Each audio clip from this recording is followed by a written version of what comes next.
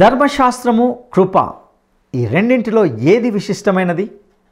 ఆత్మ శరీరము ఈ రెండింటి మధ్య పోరాటము, సంఘర్షణల మధ్య విశ్వాసి యొక్క పాత్ర ఏమిటి? ఈ విషయాలను ఆలోచిద్దాం.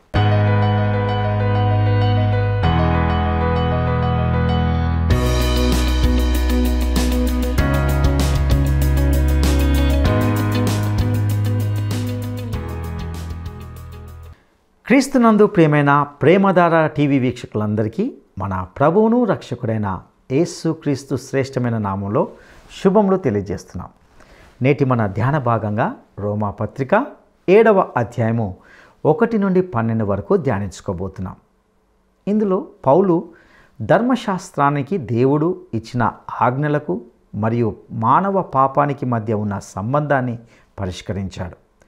మనుషుడు బ్రతికి ఉన్నంత వరకు ధర్మశాస్త్రము అతనిపై ప్రభుత్వం చేస్తుంది. దీన్ని వివరించడానికి పౌలు వివాహ బంధాన్ని ఉదాహరణగా చూపుతున్నాడు. భర్త మరణించిన తర్వాత స్త్రీ ఎలా ఆ బంధం నుండి విడుదల పొందుతుందో, అలాగే ధర్మశాస్త్రం క్రింద ఉన్నవారు అది కొట్టివేయబడిన తర్వాత దాని నుండి విడుదల పొందుతారు. క్రీస్తులో ఉన్నవారు మోషే ధర్మశాస్త్రానికి సంబంధించిన ఏదైనా బాధ్యత నుండి విముక్తి పొందారని అతడు స్పష్టం చేయడం ద్వారా ఈ అధ్యాయాన్ని ప్రారంభించాడు. క్రీస్తులో విశ్వాసం పొందిన వారు ఆయన భౌతిక మరణం మరియు పునరుత్థానంతో చాలా దగ్గరి సంబంధాన్ని కలిగి ఉంటారు. క్రొత్త ఆధ్యాత్మిక జీవితంలోనికి పునరుత్థానం చేయబడతాం. ఈ విధంగా మనము ధర్మశాస్త్రం పట్ల మన బాధ్యత నుండి విముక్తి పొందాం. ఇక ఇందులో ఇమిడి ఉన్న ఆధ్యాత్మిక మర్మాలతో కూడిన సత్యాలను నేటి ఈ పాఠంలో తెలుసుకుందామా? ప్రియ శ్రోతలు, మీ బైబిళ్ళు తెరవండి. ఈరోజు మన పాఠం రోమా పత్రిక 7వ అధ్యాయం 1 నుండి 12వ వచనం వరకు. సావధానంగా వినండి. సహోదరులారా, మనుష్యుడు బ్రతికినంత కాలము ధర్మశాస్త్రము అతని మీద ప్రభుత్వము చేస్తున్నదని మీకు తెలియదా? ధర్మశాస్త్రము ఎరిగిన మీతో మాట్లాడుతున్నాను. భర్త గల స్త్రీ భర్త బ్రతికి ఉన్నంత వరకే ధర్మశాస్త్రము వలన అతనికి బద్ధురాలు. కాని భర్త చనిపోయిన ఎడల భర్త విషయమైన ధర్మశాస్త్రము నుండి ఆమె విడుదల పొందుతుంది. కాబట్టి భర్త బతికి ఉండగా ఆమె వేరొక పురుషుణ్ణి చేరిన ఎడల వ్యభిచారిణి అనబడుతుంది. గాని భర్త చనిపోయిన ఎడల ఆమె ధర్మశాస్త్రము నుండి విడుదల పొందింది గనుక వేరొక పురుషుణ్ణి చేసుకున్నా వ్యభిచారిణి కాదు. కావున నా సహోదరులారా, మనము దేవుని కొరకు ఫలములను ఫలించునట్లు మృతులలో నుండి లేపబడిన క్రీస్తు అనే వేరొకని చేరటానికి మీరు ఆయన శరీరము ద్వారా ధర్మశాస్త్రము విషయమై మృతులయ్యారు. ఏలయనగా మనము శరీర సంబంధులమై ఉండినప్పుడు మరణార్థమైన ఫలము ఫలించడానికి ధర్మశాస్త్రము వలననైన పాపేచ్ఛలు మన అవయవములలో కార్యసాధకములై ఉన్నాయి. ఇప్పుడైతే దేనిచేత నిర్బంధించబడ్డామో దాని విషయమై చనిపోయిన వారమై ధర్మశాస్త్రము నుండి విడుదల పొందాము గనుక మనము అక్షరానుసారమైన ప్రాచీన స్థితి గలవారము కాక ఆత్మానుసారమైన నవీన స్థితి గలవారమై సేవ చేస్తున్నాము. కాబట్టి ఏమంటాము? ధర్మశాస్త్రము పాపమైందా? అట్లనరాదు. ధర్మశాస్త్రము వల్లనే గాని పాపమనగా ఎట్టిదో నాకు తెలియకపోయేదే. ఆశించవద్దని ధర్మశాస్త్రము చెప్పని ఎడల దురాశ అనగా ఎట్టిదో నాకు తెలియకపోయేదే. అయితే పాపము ఆజ్ఞను హేతువు చేసుకొని సకల విధములైన దురాశలను నాయందు పుట్టించింది. ధర్మశాస్త్రము లేనప్పుడు పాపము మృతము. ఒకప్పుడు నేను ధర్మశాస్త్రము లేకుండా జీవించాను. గాని ఆజ్ఞ వచ్చినప్పుడు పాపమునకు మరల జీవము వచ్చింది. నేనైతే చనిపోయాను. అప్పుడు జీవార్థమైన ఆజ్ఞ నాకు మరణార్థమైనట్లు కనపడింది. ఏలయనగా పాపము ఆజ్ఞను హేతువు చేసుకొని నన్ను మోసపుచ్చి దానిచేత నన్ను చంపింది. కాబట్టి ధర్మశాస్త్రము పరిశుద్ధమైనది, ఆజ్ఞ కూడా పరిశుద్ధమైనది, నీతిగలది, ఉత్తమమైనది. శ్రోతలు వింటున్నారా? ఈ వాక్య భాగంలో పౌలు ఆలోచనా ధోరణిని మనం గమనించాలి. రక్షించబడిన విశ్వాసిలో ఇంకా పోరాటం కొనసాగుతూనే ఉంది. శుద్ధీకరణ అనే అంశం 5వ అధ్యాయంలో మొదలైంది. 6వ అధ్యాయంలో పరిశుద్ధతా స్థితిని గుర్తించాము. అనగా యేసు మరణ పునరుత్థానాలతో సంయుక్తత, యేసుకు సజీవ సమర్పణ వల్ల అది సాధ్యమవుతుంది. ప్రభువు తానే మన ద్వారా జీవిస్తాడు, మనలో నివసిస్తాడు. ఇదే మన స్థితి. ఇప్పుడు రోమా 7వ అధ్యాయంలో రక్షించబడిన వ్యక్తి వదిలించుకోవలసిన బంధకాలున్నాయి. విశ్వాసి హృదయంలో పోరాటం ప్రవర్తిల్లుతుంది. ధర్మశాస్త్రము విశ్వాసిలో పరిశుద్ధతను ప్రకల్పన చెయ్యజాలదు. పోనీ కొత్త స్వభావం వచ్చింది, అదైనా పరిశుద్ధతను ఉత్పత్తి చేయగలదా? అది దానివల్ల అయ్యేది కాదు. సజీవుడైన క్రీస్తుతో సంయుక్తపడి ఆయనకు నిన్ను అప్పగించుకోవడం కంటే చేయగలిగిందేమీ లేదు. ఈ అధ్యాయంలో పౌలు మనస్సు గ్రహించగలిగితే ఈ పత్రిక అంతా అర్థం చేసుకున్నట్లే. 7వ అధ్యాయాన్ని చాలామంది దాటేస్తారు. అలా చేయకండి. ఈ అధ్యాయంలో మనకెన్నో విలువైన పాఠాలు లభిస్తాయి. రక్షించబడిన విశ్వాసిలో చెలరేగే రభస ఈ అధ్యాయంలో ఉంది. ధర్మశాస్త్రం విషయం మరల ప్రస్తావించబడింది. శరీర స్వభావంలో పోరాటం ఈ అధ్యాయంలో ప్రధాన అంశం. శరీరానుసారమైన మనసు దేవునికి విరోధంగా పోరాడుతుంది. మన స్వప్రయత్నంతో క్రైస్తవ జీవితాన్ని జీవించలేము. దేవుని ఆత్మకు మనల్ని మనమే అప్పగించుకోవడమే ఏకైక మార్గం. మనం చెయ్యలేని దాన్ని ఆయన చేస్తాడు, చెయ్యనివ్వాలి. మోషే ధర్మశాస్త్రం ఆధారంగా క్రైస్తవ జీవితాన్ని జీవించే ప్రయత్నం చేసేవారు కొందరున్నారు. క్రైస్తవ విశ్వాసిపై ధర్మశాస్త్రానికి ఎట్టి అధికారము లేదు. పౌలు ఈ సంగతి నిరూపిస్తున్నాడు. ధర్మశాస్త్రం మనిషికి మరణశిక్ష విధించింది. ధర్మశాస్త్రం శిక్షావిధిని అమలుపరుస్తుంది. 2 కొరింథీ 3వ అధ్యాయం 9వ వచనం ఇదే మాట అంటోంది. శిక్షావిధికి కారణమైన పరిచర్యే మహిమ కలిగినదైతే నీతికి కారణమైన పరిచర్య ఎంతో అధికమైన మహిమ గలది అవుతుంది. ధర్మశాస్త్రం ఒక తీర్పరిగా మరణశిక్ష విధిస్తే యేసు తీర్పరిగా నిత్యజీవం ప్రసాదించాడు. పౌలంటున్నాడు, మీరు ధర్మశాస్త్రం ఎరిగిన వారు గనుక నా మాట వినండి. ఈ సంగతి మీరెరుగరా అని పౌలు అంటున్నాడంటే అది గద్దింపు. దేవుడు ధర్మశాస్త్రమును దేశానికే కాదు దేశ ప్రజలకిచ్చాడు. ఇశ్రాయేలీయులకు ధర్మశాస్త్రం ఉన్నది కానీ వారు దానిని గైకొనలేదు. అపొస్తలుల కార్యములు 7వ అధ్యాయం 53వ వచనంలో స్తెఫను ప్రసంగిస్తూ ఇదే మాట అన్నాడు. దేవదూతల ద్వారా నియమింపబడిన ధర్మశాస్త్రమును మీరు పొందారు గాని దానిని గైకొనలేదు. అపొస్తలుల కార్యములు 15వ అధ్యాయం 10వ వచనంలో పేతురన్నాడు, మన పితరులైనా మనమైనా మోయలేని కాడిని శిష్యుల మెడ మీద పెట్టి మీరెందుకు దేవుణ్ణి శోధిస్తున్నారు? పౌలు ఈ సందర్భంలో ఒక దృష్టాంతాన్ని పేర్కొన్నాడు. ఇదేమీ పెళ్లి ప్రసంగం కాదు, ధర్మశాస్త్రాన్ని గురించిన ప్రస్తావన. భార్య తన భర్త బతికి ఉన్నంతవరకే అతనికి బద్ధురాలు. మరణము ద్వారా అనగా తన భర్త చనిపోయినందున వైవాహిక బంధం నుంచి ఆమె విడుదల పొందింది. అతని మరణం వారి వివాహాన్ని రద్దు చేసింది. ఆమె ఇక మీదట అతని భార్య కాదు. ఆమె ధర్మశాస్త్రము నుండి విడుదల పొందింది. అనగా భర్తను గురించిన ధర్మశాస్త్రము నుండి విడుదల. మోషే ధర్మశాస్త్రం ప్రకారం భర్త గాని భార్య గాని మరో వ్యక్తిని పెళ్లాడితే అది నేరం. ఆ వ్యక్తిని ధర్మశాస్త్రం రాళ్లతో కొట్టి చంపేస్తుంది.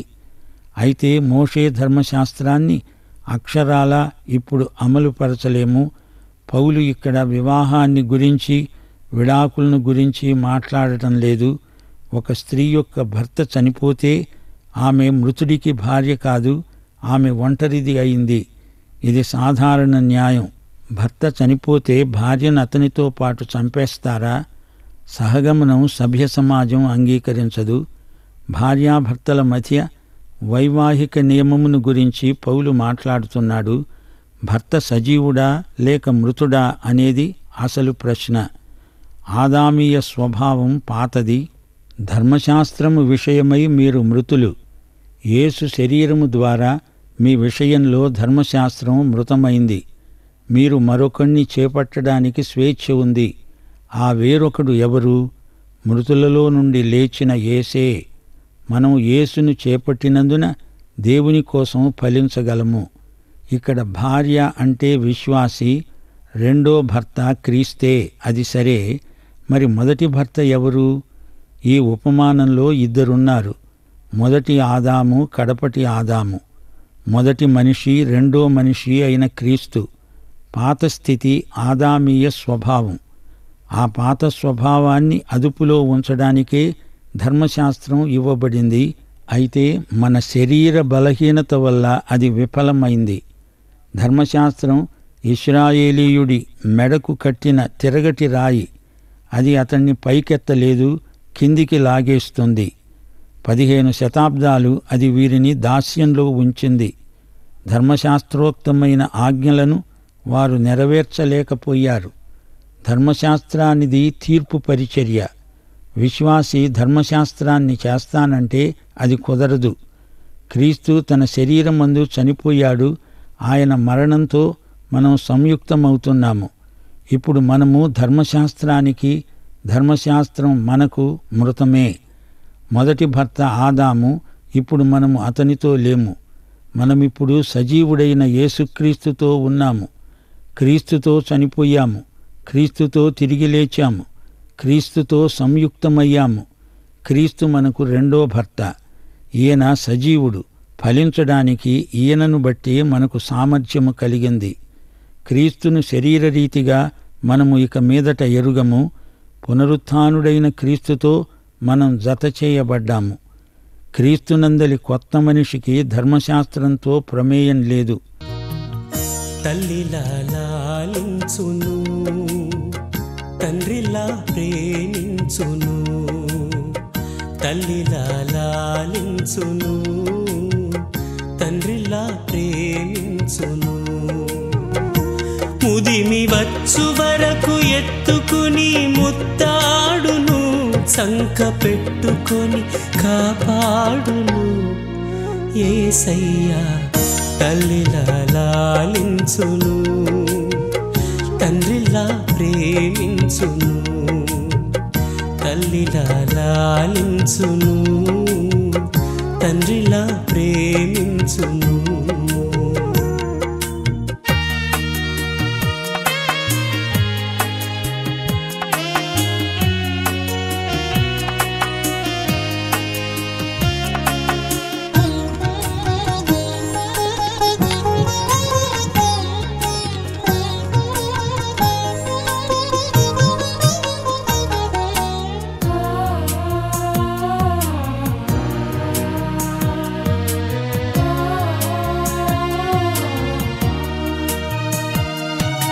తల్లి అయిన మరచునేమో నేను నిన్ను మరువను.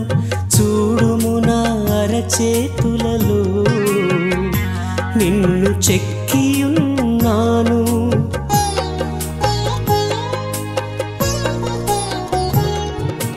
తల్లి అయిన మరచునేమో నేను నిన్ను మరువను. చూడుము నా అరచేతులలో నిన్ను చెక్కియున్నాను. నీ పాదము తొట్టిల్లనీయను నేను. నిన్ను కాపాడువాడు కునుకడు నిదురపోడు అని చెప్పి వాగ్దానం చేసిన యేసయ్యా తల్లిలా లాలించును, తండ్రిలా ప్రేమించును. తల్లిలా లాలించును, తండ్రిలా ప్రేమించును.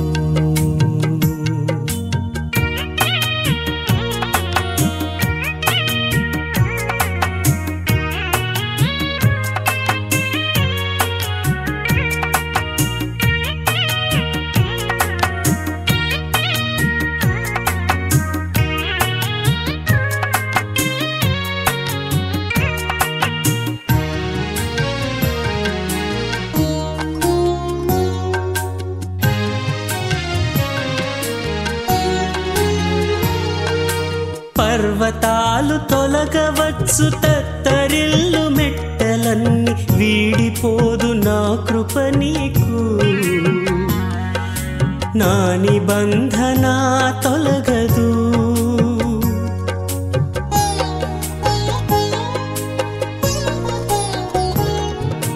పర్వతాలు తొలగవచ్చు, తత్తరిల్లు మెట్టలన్నీ వీడిపోదు నా కృప నీకు. నా నిబంధన తొలగదు. దిగులు పడకు, భయపడకు, నిన్ను విమోచించెదా. నీదు భారమంత మోసి నాదు శాంతి నొసగెదా అని చెప్పి వాగ్దానం చేసిన యేసయ్యా తల్లిలా లాలించును, తండ్రిలా ప్రేమించును. తల్లిలా లాలించును, తండ్రిలా ప్రేమించును. ముదిమి వచ్చు వరకు పాతవి గతించాయి, ఇదిగో సమస్తము కొత్తవి అయ్యాయి. 2 కొరింథీ 5:17 విశ్వాసి ధర్మశాస్త్రం క్రింద లేడు, కృప అతని మీద ఉంది. మొదటి భర్త మృతుడు, అతన్ని పాతెయ్యాలి. నాబాలు లేడు, చనిపోయాడు. అబీగయీలు దావీదును పెళ్లాడింది. ఈ విషయంలో ధర్మశాస్త్రం అభ్యంతర పెట్టదు. ధర్మశాస్త్రము నుండి విడుదల లభించింది. ఇప్పుడు క్రీస్తును చేరి ఉన్నాము, దేవునికి మంచి ఫలాలు పండిస్తాము. మునుపు మనం శరీర సంబంధులం, మరణార్థమైన ఫలాలు పండించాము. ధర్మశాస్త్రం ఉంది గాని నాలో పాపేచ్ఛలు చెలరేగకుండా అది అరికట్టలేకపోయింది. మన అవయవాలు దుర్నీతి సాధనములైపోయాయి. ధర్మశాస్త్రాన్ని ఎవరు నెరవేర్చగలరు? శరీర స్వభావం ధర్మశాస్త్రాన్ని మీరుతూనే ఉంది. ధర్మశాస్త్రాన్ని మీరినందుకు మరణమే శిక్ష. ఇప్పుడైతే ధర్మశాస్త్రము నుండి విడుదల పొందాము. ఇప్పుడు క్రీస్తు సంయుక్తత వల్ల నేను క్రీస్తుకు అనుకూలంగా బ్రతుకుతాను, క్రీస్తునే సంతోషపెడతాను. విశ్వాసికి సత్ఫలాలు పండించడానికి పూర్తి స్వేచ్ఛ ఉంది. మనం క్రీస్తును ప్రాణాధికంగా ప్రేమిస్తాము గనుక ఆయనను సేవిస్తాము. యోహాను సువార్త 21:17 ప్రభువు ప్రశ్న, పేతురు, నన్ను ప్రేమిస్తున్నావా? దేవుడు అడిగే ప్రశ్న కూడా ఇదే. నీకోసమై ప్రాణం పెట్టిన నా కుమారుణ్ణి నీవు ప్రేమిస్తున్నావా? క్రైస్తవ జీవితం క్రైస్తవుని ద్వారా జీవించే జీవితమే. ఇది ధర్మశాస్త్రం చేయజాలదు. నువ్వు నేను చేయలేము. తప్పు ధర్మశాస్త్రానిది కాదు, లోపమంతా మనలోనే ఉంది. మరి ఇప్పుడో మనకు ధర్మశాస్త్ర బంధము లేదు, నిర్బంధము లేదు. మనకు విడుదల. ప్రాచీన స్థితి అక్షరానుసారమైనది గాని మన నవీన స్థితి ఆత్మానుసారమైనది. ఇదే మన సేవా రహస్యం. ధర్మశాస్త్రం పాపం కాదు. పాపమంటే ఏమిటో మనకు చూపుతుంది ధర్మశాస్త్రం. ధర్మశాస్త్రం ఉన్నందుకే పాపానికి అంత బలం. ధర్మశాస్త్రానికి పాపానికి ఉన్న సంబంధం ఎలాంటిదో పౌలు చూపుతున్నాడు. ధర్మశాస్త్రం పాపం కాదు, అది మంచిదే. అది దేవుని చిత్తాన్ని మనకు చూపెడుతుంది. పాపము ఎంత పాపభూయిష్టమో ధర్మశాస్త్రం చూపుతుంది. అది ధర్మశాస్త్రము చేసే పరిచర్య. అది అక్షరార్థమైనది, ఆత్మ పరిచర్య కాదు. ధర్మశాస్త్రం పౌలు హృదయానికి ఎక్స్రే లాంటిది. దేవుని వాక్యం అద్దము లాంటిది. మన నిజస్వరూపాన్ని మనకు చూపుతుంది. నీ మొహం మీద మచ్చను ధర్మశాస్త్రం చూపెడుతుంది కానీ దాన్ని తొలగించజాలదు. అద్దం ఆ పని చేయజాలదు. పాత ఆదామీయ స్వభావం వల్లనే ఈ సమస్య ఏర్పడింది. శరీరం బలహీనం, అది ధర్మశాస్త్ర ఆజ్ఞలను పాటించజాలదు. దేవుని వాక్యమనే అద్దంలో చూసుకుంటే నీ నిజస్వరూపం నీకు కనపడుతుంది. నీవు పాపివని, అపరాధివని, అక్రమకారుడివని నీకే కనపడుతుంది. ధర్మశాస్త్రపు ఆజ్ఞ వచ్చినప్పుడు పాపానికి ప్రాణం వచ్చింది. నేనైతే చనిపోయాను అని పౌలు సాక్ష్యమిస్తున్నాడు.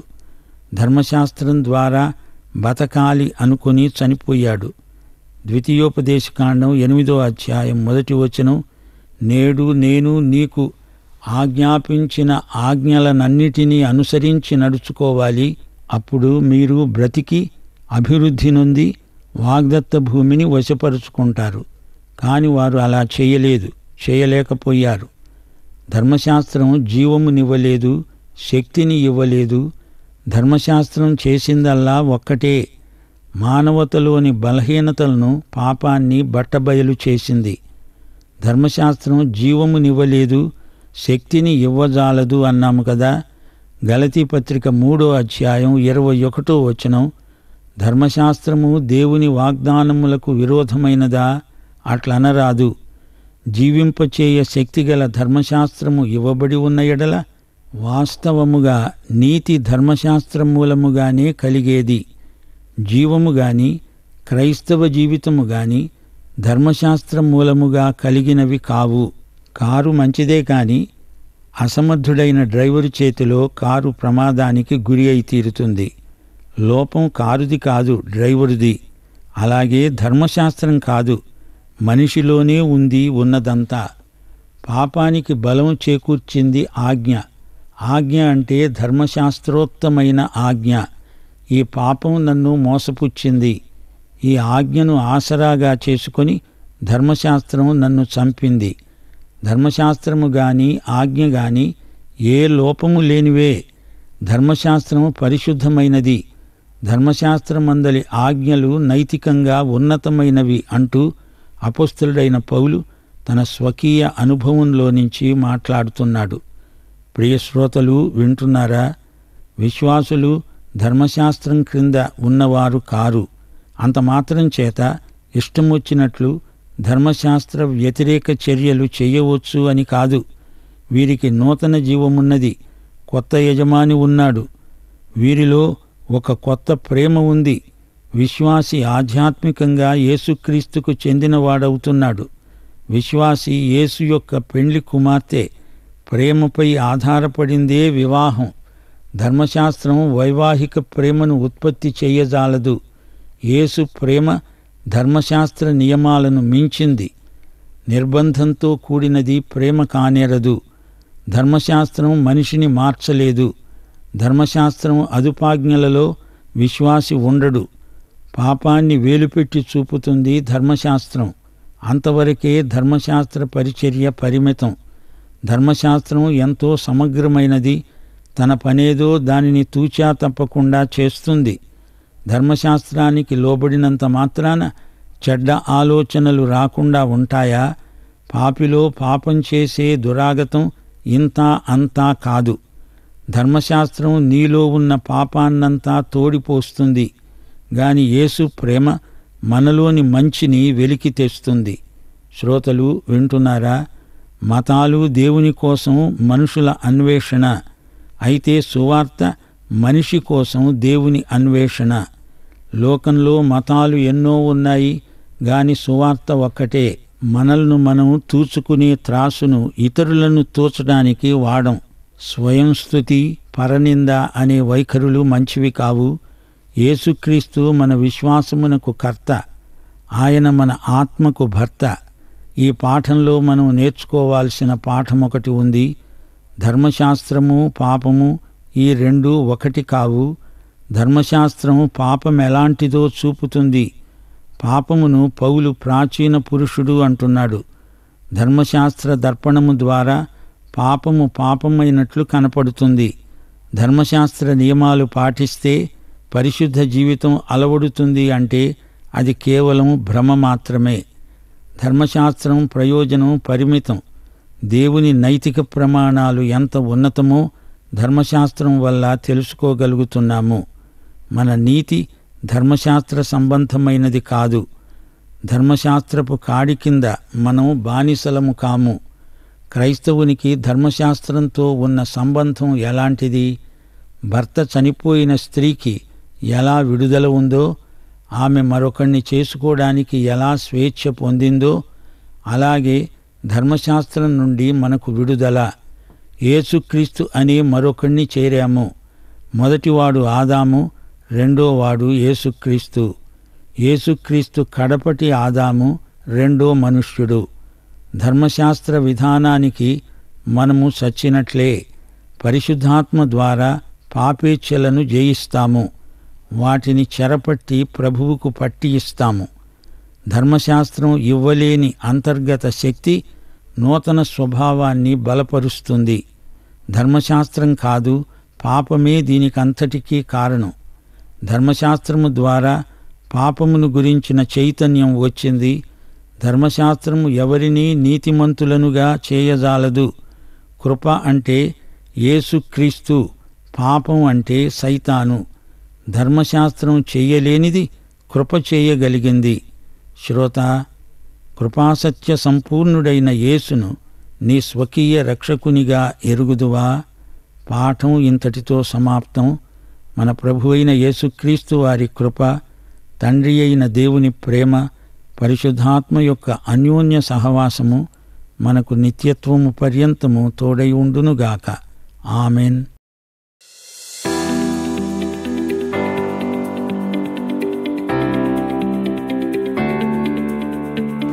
రక్షించబడిన విశ్వాసిలో ఏది కొనసాగుతూనే ఉంటుంది? రక్షించబడిన విశ్వాసిలో ఏది కొనసాగుతూనే ఉంటుంది? 1. ఆత్మీయ మనస్సాక్షి. 2. ఆత్మీయ పోరాటము. 3. ఆత్మీయ ఆధిక్యం. ఈ ప్రశ్నకు సరైన జవాబును ఈ వాట్సాప్ నంబర్కు పంపండి. మా వాట్సాప్ నంబర్ 9399525570. ప్రియులారా, ఇంతవరకు మనము రోమా పత్రిక 7వ అధ్యాయము 1 నుండి 12 వరకు ధ్యానించుకున్నాం. ధర్మశాస్త్రం క్రింద ఉన్నవారు అది కొట్టివేయబడిన తర్వాత దాని నుండి విడుదల పొందుతాం. క్రీస్తులో ఉన్నవారు పాపపు బానిసత్వం నుండి విడుదలైనట్లుగా గ్రహించాలి. ఇక్కడ పౌలు వివాహ చట్టాన్ని దృష్టాంతంగా ఉపయోగించడంలో పరమార్థం ఏమిటంటే, మరలా దాని జోలికి మనం వెళ్ళకూడదని హెచ్చరించడమే. క్రీస్తుతో మన మరణం ధర్మశాస్త్రం పట్ల మన బాధ్యత నుండి విముక్తి పొందింది. వాస్తవానికి ధర్మశాస్త్రం వలననే పాపం అంటే ఏమిటో తెలుస్తుంది. ధర్మశాస్త్రం లేనప్పుడు పాపం లేదు కనుక పాపపు ఎరుక ధర్మశాస్త్రం వలననే తెలుస్తుంది. ధర్మశాస్త్రం ప్రాచీనమైనది, అక్షరానుసారమైనది. క్రొత్త నిబంధన నవీనమైనది, ఆత్మానుసారమైనది. అయితే ధర్మశాస్త్రంలో పాపం లేదు. దానిని మనుషుడు ఆచరించలేకపోతున్నాడు గనుకనే అది మనుషునికి నిష్ప్రయోజనమైంది. అయితే క్రీస్తునందు ఆత్మానుసారమైన నియమము జీవమిస్తుంది. విశ్వాసిలో ఆత్మీయ పోరాటం కొనసాగుతూనే ఉంటుంది. వేటిని వదిలించుకోవాలో ఇందులో స్పష్టంగా గమనించాం. శరీర స్వభావంలో పోరాటం ఇందులోని ప్రధానాంశం. మన స్వప్రయత్నంతో క్రైస్తవ జీవితాన్ని జీవించలేం. ధర్మశాస్త్రానికి విశ్వాసిపై ఎట్టి అధికారం లేదు. క్రీస్తు సహాయము, కృపచేతనే మనము పాపముపై విజయాన్ని సాధించగలం. అట్టి కృప దేవుడు మనకు దయచేయనుగాక. దైవాశీస్సులు.